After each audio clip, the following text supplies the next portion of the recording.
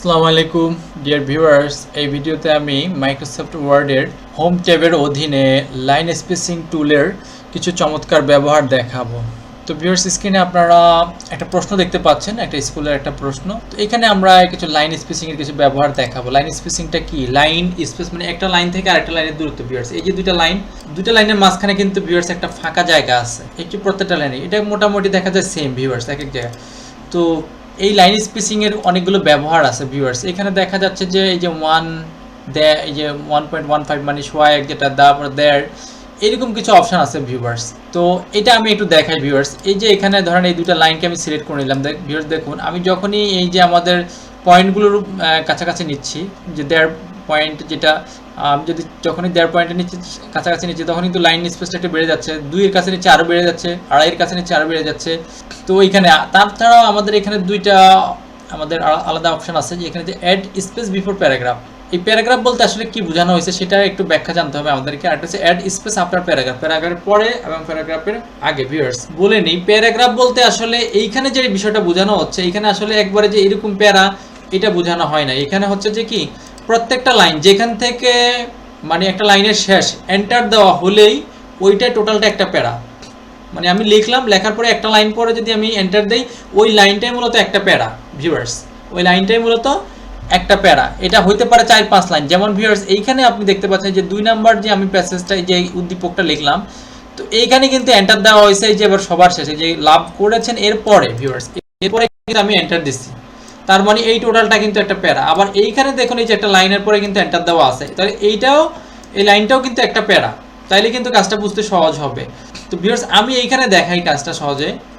আমি প্যারাগ্রাফের বিষয়টা এখানে দেখাই ভিউয়ার্স। যেমন এইখানে আমি এই প্যারাগ্রাফটা সিলেক্ট করে নিলাম। দেন এখান থেকে আমি যদি এই যে একটা আমাদের সবার নিচে আছে, একটা হচ্ছে যে ভিউয়ার্স দেখুন, add space before paragraph. Before মানে আগে, মানে উপরে। এই যে প্যারাগ্রাফটা দেখাচ্ছে এটার উপরে, ভিউয়ার্স দেখুন, এই যে উপরে কিন্তু স্পেস দেওয়া গেছে। এখন যদি আমি আবার নিচে দেই আফটার প্যারাগ্রাফ, ভিউয়ার্স দেখুন, আমার কিন্তু এই যে প্যারা, টোটালটা প্যারা, এটার নিচেও কিন্তু এটা হয়ে গেছে। তো এর মাঝখানে ভিতরেগুলি তো হয় নাই কেন? কারণ এর ভিতরে কিন্তু কোনো আমরা এন্টার দিয়ে লাইনকে আলাদা করিনি, যার কারণে আমাদের কি এই টোটাল জিনিসটা কিন্তু একটা প্যারা। আবার ভিউয়ার্স একটু খেয়াল করে দেখুন, এইখানে আমরা একটু দেখাই, এই যে টোটাল লাইনটা বললাম যে একটা প্যারা, যেখান থেকে এন্টার দেওয়া হয়, এন্টার আগ পর্যন্ত, যতক্ষণ না এন্টার দেবো ততক্ষণ আগ পর্যন্ত কি যত টেক্সট আছে সবগুলিই একটা প্যারা।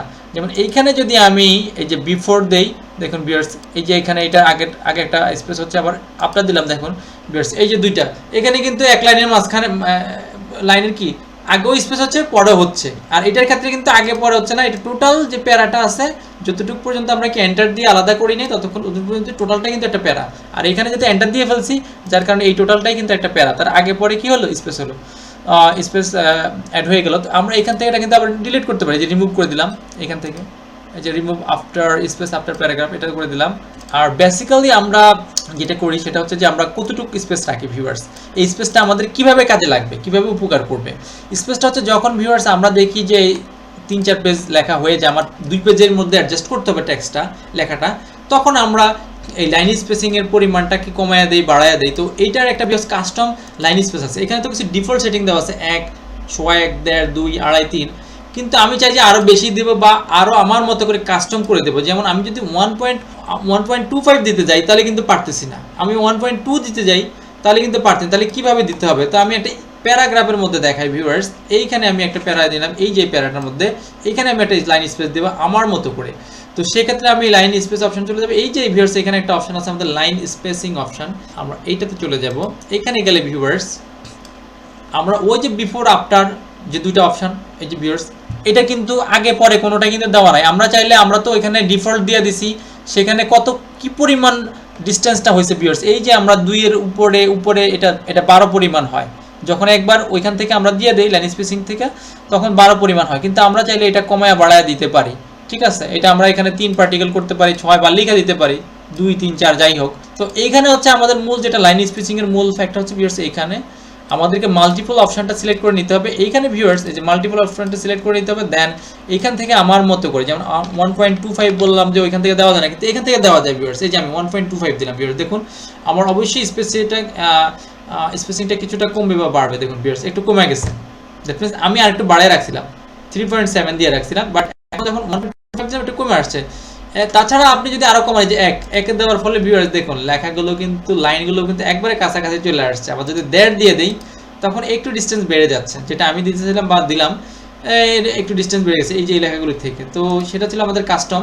তো আমরা সেটা দেখা যাচ্ছে যে এখান থেকে এই যে আমাদের পছন্দ মতো মাল্টিপল অপশনটা চুজ করব আমরা এখানে, দেন আমি দেখা যাচ্ছে 1.35 এটাও এটা করে দিলাম, ব্যাস এটা আমার স্ট্যান্ডার্ড। আমার ফন্টের সাথে এটা কতটুকু রাখবো, এটা আমার যতটুকু দরকার, মানে পেজে অ্যাডজাস্ট করার জন্য লাইন স্পেসিংটা আমরা কি যতটুকু দরকার অতটুকু করবো। যে আমরা তো বিভিন্ন উপায় অবলম্বন করতে পারি লেখা অ্যাডজাস্ট করার জন্য, লেখা ছোট বড় এবং হচ্ছে লাইন স্পেসিং। তো এই লাইন স্পেসিং অপশনটা কিন্তু একেবারে একটা বাধ্যতামূলক অপশন, আপনাকে অবশ্যই জানতে হবে লাইন স্পেসিং এর ব্যবহারটা, আদারওয়াইজ আপনি কখনোই ভালো অ্যাডজাস্ট করতে পারবেন না লেখাকে।